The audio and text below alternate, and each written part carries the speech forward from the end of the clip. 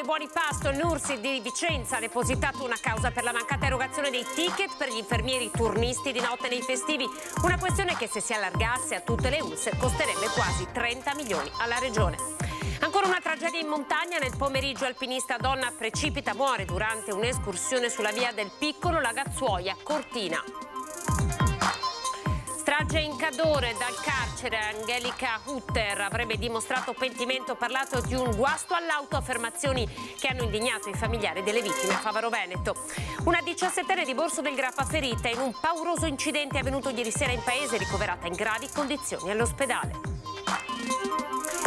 Polemica per le dichiarazioni dell'assessore regionale Elena Donazzan, che Padova ha definito i detenuti la peggiore umanità. All'attacco il centro-sinistra e le associazioni che lavorano all'interno del carcere. Operazione della Finanza di Padova, smantellata una banda che spacciava tra le province di Padova e Vicenza, 8 arresti, 30 indagati. Al Sacrario di Cima Grappa stamattina la cerimonia per issare anche la bandiera dell'Ungheria nella commemorazione dei caduti della Grande Guerra, presente il ministro della Difesa. Qui, ha detto, si è fatta l'unità d'Italia. Nuovo Open Day alla base di Strana per il 51esimo stormo nel calendario delle celebrazioni per il centenario dell'aeronautica, una festa che ha portato oltre 45.000 visitatori ad avvicinarsi a chi lavora per garantire la sicurezza nei cieli. TG del Veneto, buonasera, ben ritrovati. C'è la Sanità del Veneto in apertura di questa edizione dei nostri notiziari. Il caso è quello dei buoni pasto ed è stato lanciato dal sindacato NURSID di Vicenza, che ha depositato una causa per la mancata erogazione dei ticket per gli infermieri turnisti di notte e durante i festivi. Una questione che potrebbe allargarsi a tutte le ULSS del Veneto e potrebbe costare alla regione oltre 30 milioni. Gli infermieri sono stati affamati.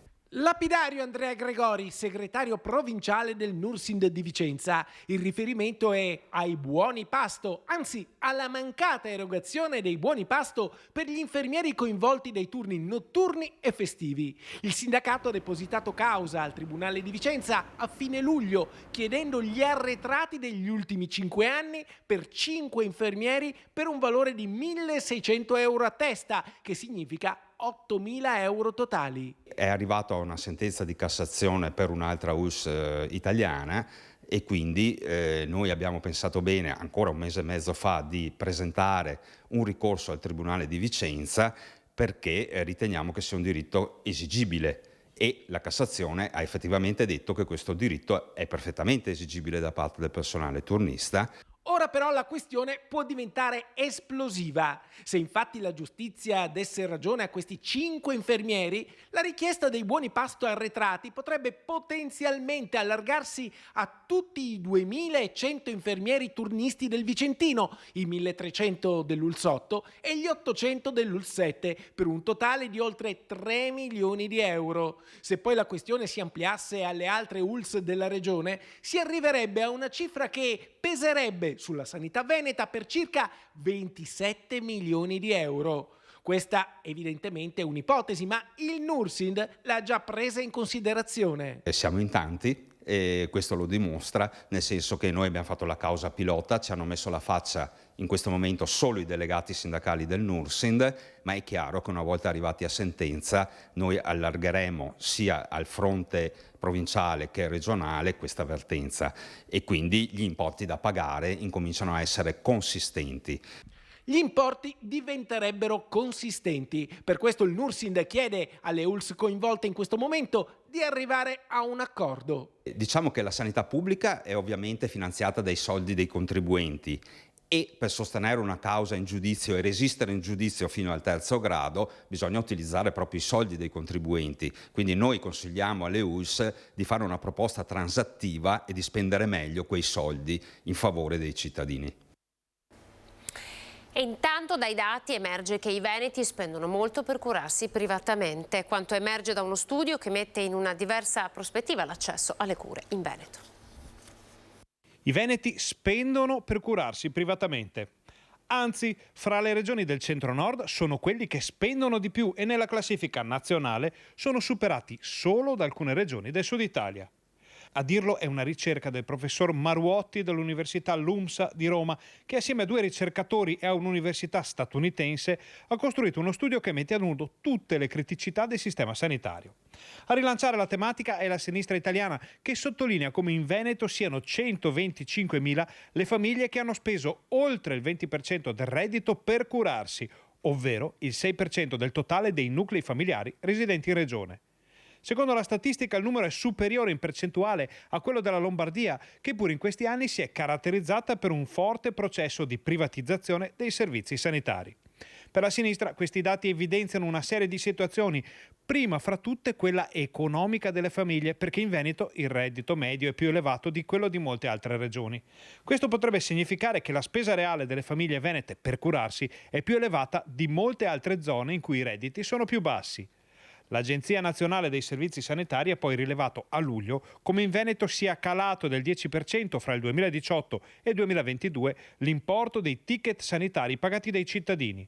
Anche in questo caso un corollario potrebbe essere una spesa sempre maggiore delle famiglie sui servizi offerti da strutture sanitarie.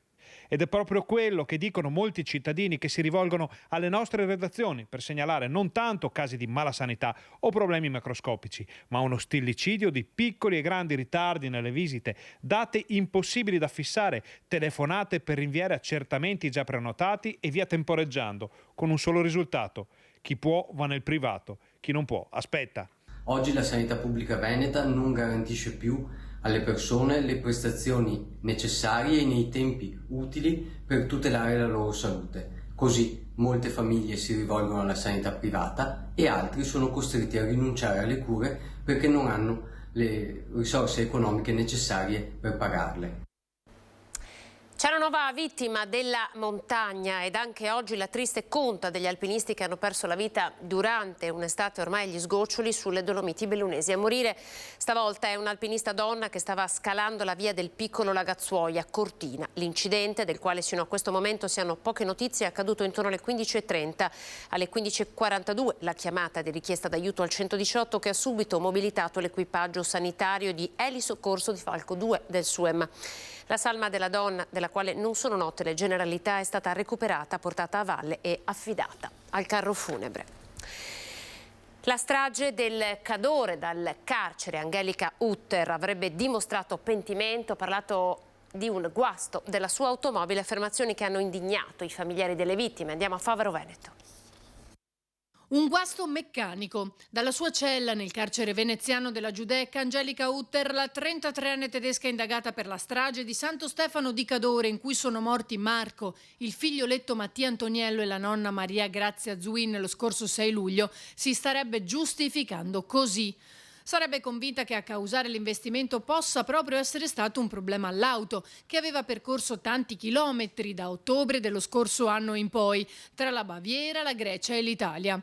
Una giustificazione che indigna i familiari delle 3 vittime per questo tentativo, scrivono dallo studio legale che li rappresenta, il 3A, di chiamare in causa un guasto e per il suo tardivo pentimento. Finora avevano preferito non rilasciare dichiarazioni, mantenendo un profilo basso, ma leggere queste dichiarazioni per loro è stato troppo. L'eccessiva velocità determinante per le conseguenze della tragedia, scrivono i legali, non dipende da fattori terzi, è inaccettabile addurre come alibi un guasto. Difficile poi dimenticare quel video in cui si sentono i 2 botti fortissimi.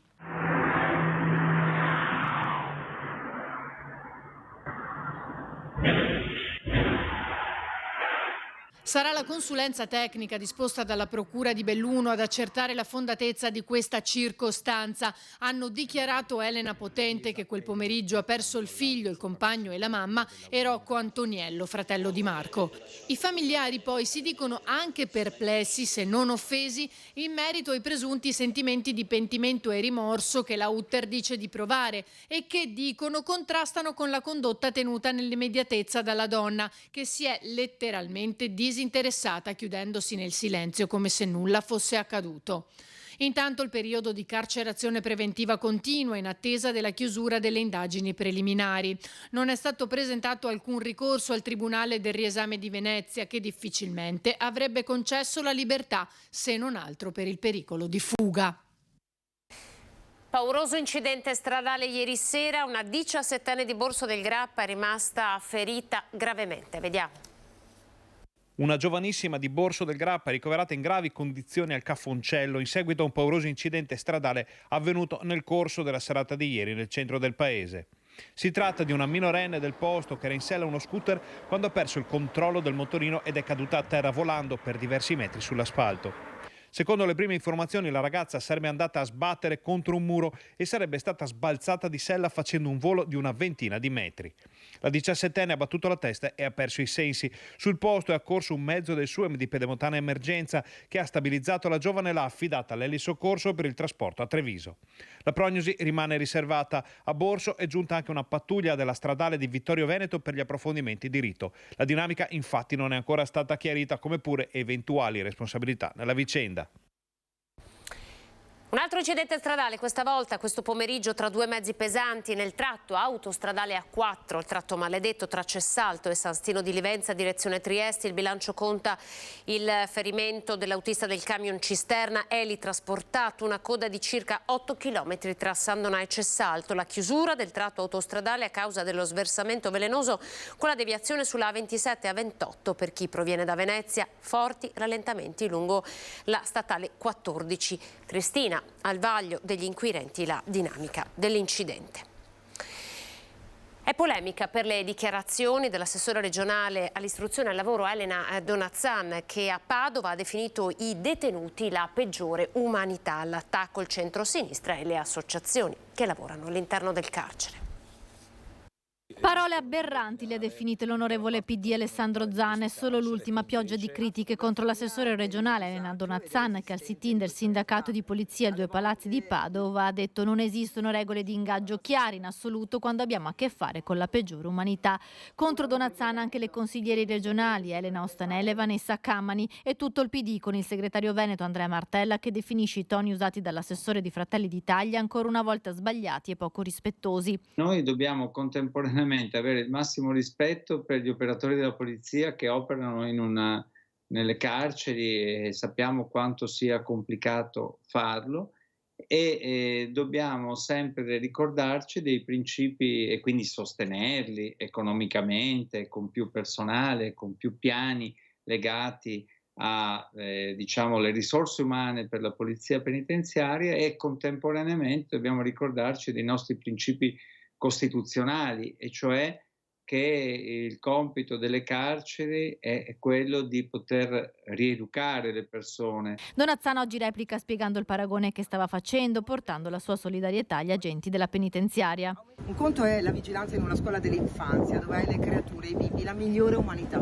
Il problema non è da ricercare nella peggiore umanità, ma nella pigrizia istituzionale che lascia inapplicato l'articolo 27 della nostra Costituzione, scrive l'assessore al sociale di Padova Margherita Colonnello. Amarezza per le dichiarazioni di Donazzan è stata espressa anche dalla responsabile della rivista carceraria Ristretti Orizzonti, che da moltissimi anni lavora con i detenuti. Io ricordo sempre quello che ci ha detto un giorno Agnese Moro, che ha avuto il padre ucciso dalle Brigate Rosse, lei quindi che ha subito un lutto così grave per colpa di una persona che le ha ucciso il padre, e ha detto: io non voglio buttare via nessuno. Ecco, io non voglio buttare via nessuno, e spero che anche l'assessora capisca che potrebbe capitare in famiglie di amici, di persone così, e allora cominceresti a capire che questa cosa della peggiore umanità non è la realtà. L'assessore regionale oggi, spiegando le sue dichiarazioni, ha voluto anche ricordare quanto fatto per la formazione e l'occupazione in carcere. Poi si estrapolano dei pezzi e questi pezzi scandalizzano le anime belle che pensano di dare lezione di democraticità e anche di interventi. E chiarisco anche un'altra cosa: la Regione del Veneto è tra quelle che fa più iniziative, le faccio io come assessorato, dentro le carceri, sull'istruzione. Ha suscitato polemiche l'usanza di un bar di Cerea, siamo in provincia di Verona, di emettere lo scontrino fiscale con impresso il volto di Mussolini. Non è la prima volta, già 9 anni fa la notizia della ricevuta del bar Armando con l'effigie del Duce si era diffusa a livello nazionale. Inizialmente lo scontrino con Mussolini veniva emesso nel mese di ottobre in omaggio alla marcia su Roma del 28 ottobre 1922, ma da qualche tempo viene distribuito tutto l'anno. So benissimo, ha dichiarato il titolare Maristella Finezzo, che i comunisti dà fastidio che che ci sia Mussolini sugli scontrini, ma più loro si scandalizzano e dicono di toglierlo, più io decido che invece deve rimanere. Io non cambio i miei ideali. Come è avvenuto quasi 10 anni fa, qualcuno sta solo cercando di creare l'ennesimo caso. Le critiche non ci toccano. Così Finezzo non risulta sia mai stata o preso alcun provvedimento di carattere amministrativo o penale per questa vicenda. E poi c'è l'operazione della Guardia di Finanza. Siamo ancora a Padova. Ha permesso di smantellare una banda che spacciava droga tra le province di Padova e Vicenza. Vediamo. 8 arresti e 30 indagati, 10 kg di droga tra cocaina ed eroina sequestrati. Questo il risultato di un'operazione della Guardia di Finanza di Padova nell'ambito di un'inchiesta della Direzione Distrettuale Antimafia di Venezia. L'indagine, partita dalla scoperta di un traffico di droga nella città euganea, è nata col pedinamento di spacciatori tunisini fino ad arrivare ai fornitori sparsi tra Milano, Padova, Selvazzano Dentro e Vicenza. I finanzieri sono così riusciti a scoprire che a gestire il traffico dello stupefacente erano 2 distinti gruppi, uno di albanesi e l'altro di italiani, che per l'approvvigionamento facevano riferimento ad un'unica banda proveniente dall'Albania e localizzata tra Milano e Varese, che era in grado di fornire ingenti quantitativi di cocaina ed eroina ai propri connazionali in Veneto e alle varie cellule dislocate nel nord Italia. Sono stati sequestrati anche contanti per 30.000 euro circa, probabilmente provento dell'attività illecita. Tra gli 8 arrestati ci sono tunisini ed albanesi, spacciatori e corrieri che usavano auto con doppi fondi per nascondere lo stupefacente e telefoni criptati. Al termine delle indagini, gli elementi raccolti dalla Procura di Venezia hanno consentito di identificare anche 30 persone tra italiani, albanesi e tunisini per i reati di associazione per delinquere finalizzata al traffico di droga, detenzione e spaccio. Pochi secondi di pubblicità, a tra poco.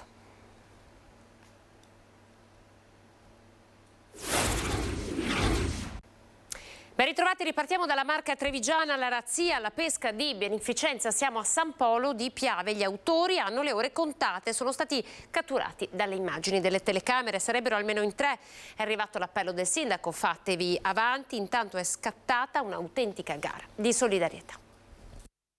Abbiamo attivato subito la polizia locale proprio per cercare di capire con le immagini appunto a disposizione se riuscivamo ad individuare le persone che hanno commesso questo atto davvero vigliacco. Sembrerebbe sì dei ragazzi comunque della zona che hanno già avuto a che fare con le forze dell'ordine. Avrebbero le ore contate gli autori, almeno 3 entrati in azione nella notte tra martedì e mercoledì nell'area della Sagra Paesana al campo sportivo di San Polo di Piave, dove prima hanno scavalcato le recinzioni, poi hanno preso di mira lo stand della pesca di beneficenza, mettendolo a soqquadro e rubando i premi più consistenti, bici e valigie, ma anche piastre per capelli, tritatutto, accendini, come recita la denuncia presentata dalla Proloco in caserma. Nessun ritegno e molta spavalderia, tale da non considerare i tanti occhi elettronici di cui è dotato il territorio e che li hanno di fatto ripresi mentre fuggivano con il malloppo. Se il condizionale è d'obbligo, la visione è ancora in corso, il messaggio è chiaro. Se c'è un po' di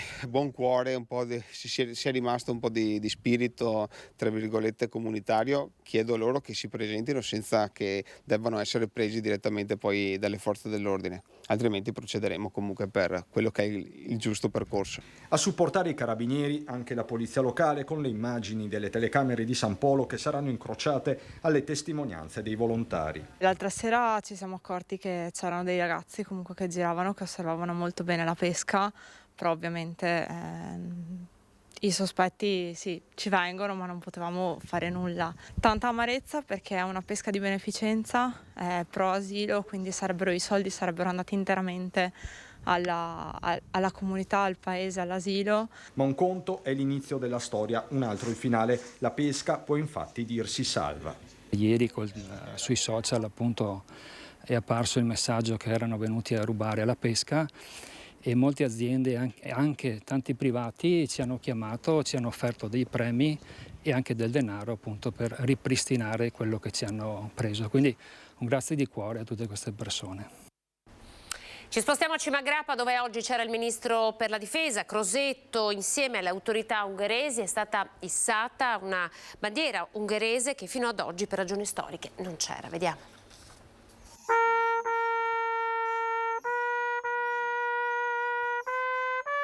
Da oggi sul Sacrario del Grappa sventola anche la bandiera dell'Ungheria assieme a quelle dell'Italia e dell'Austria.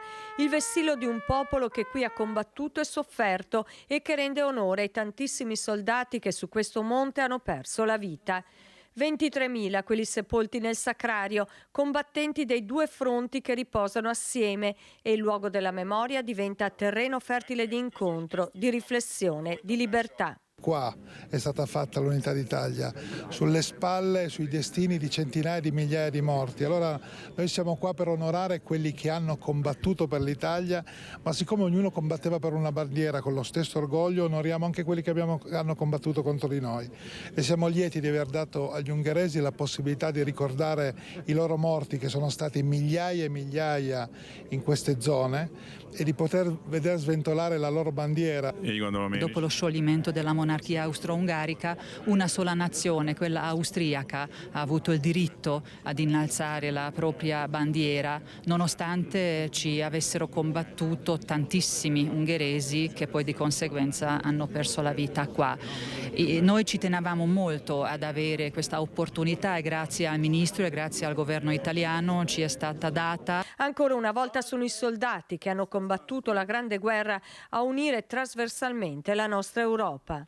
Il vessillo ungherese qui testimonia quanto sia ovunque la volontà di ricostruire, la volontà di stare assieme. Il giusto riconoscimento anche alla componente ungarica del esercito austro-ungarico, e quindi che ci sia anche la bandiera ungherese è corretto, così come c'è da tanti anni ormai la bandiera austriaca. Una cerimonia sentita che ha visto la deposizione delle corone d'alloro, prima al monumento ai caduti austro-ungarico, poi a quello italiano.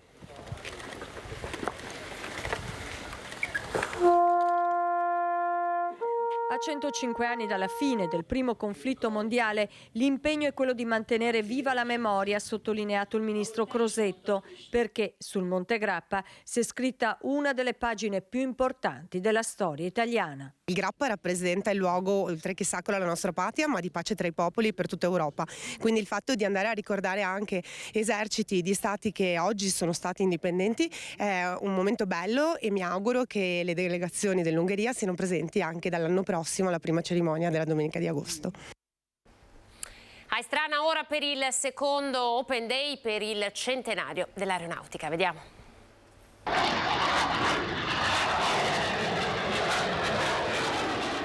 Il rombo è qualcosa che veramente una cosa che proprio rimane. Mi piacciono le parti storiche, quindi ad esempio il Caproni che abbiamo qui davanti, però certo quelli di ultima generazione fanno sicuramente più effetto. Bellissimo. Vanno velocissimi dappertutto, anche questi molto vecchi che però volano ancora.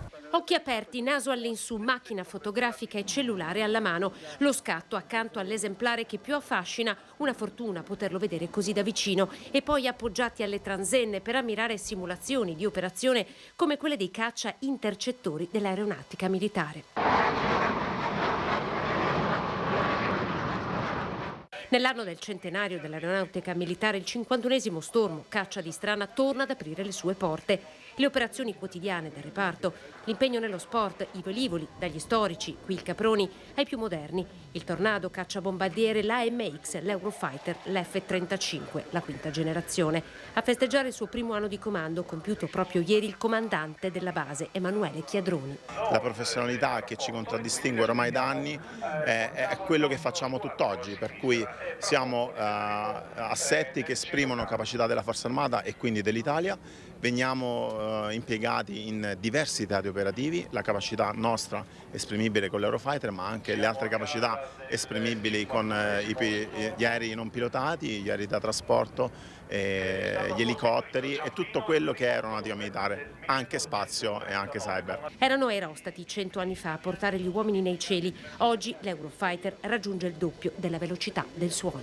Il futuro dell'aeronautica militare è legato alla tecnologia, per cui dobbiamo oggi pensare a come l'aeronautica militare dovrà essere tra 10, 20, 30 anni e dobbiamo pensare quali sono le attività che ci interesseranno tutti noi, tutti i cittadini tra tanti anni, e tra questi sicuramente l'ambito cyber e l'ambito spazio saranno due domini dove dovremo essere pronti.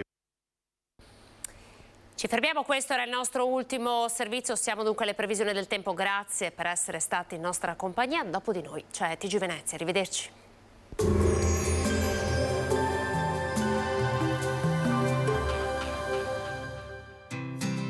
L'Unic Star, le uniche pagliette antibatteriche in commercio prodotte anche per i marchi più importanti, sia nazionali che internazionali. Bentrovati al Meteo. L'anticiclone domina incontrastato, anche venerdì 8 settembre non mancherà il bel tempo, ma vediamo insieme il dettaglio. Sul Veneto non si verificheranno precipitazioni, dunque tanto sole come ci mostra la grafica, con cielo sereno e limpido al massimo velato. Le temperature si manterranno stazionarie e piuttosto gradevoli, minime sui 13-21 gradi, massime tra 27 e 30 gradi all'incirca. Spostiamoci ora sul Friuli Venezia Giulia, anche in questo caso sarà soleggiato ovunque, salvo possibili nubi basse al mattino nei fondovalle, ma in rapido dissolvimento con il passare delle ore. Temperature minime tra 16 e 19 gradi, massime sui 28-30 gradi. Infine diamo uno sguardo alla situazione del Trentino Alto Adige, dove non si verificheranno sostanziali variazioni rispetto ai giorni scorsi, dunque ampio soleggiamento. Temperature minime intorno ai 15-16 gradi, massime sui 30-32 gradi all'incirca. Dal Meteo per ora è tutto, vi auguro un buon proseguimento in nostra compagnia.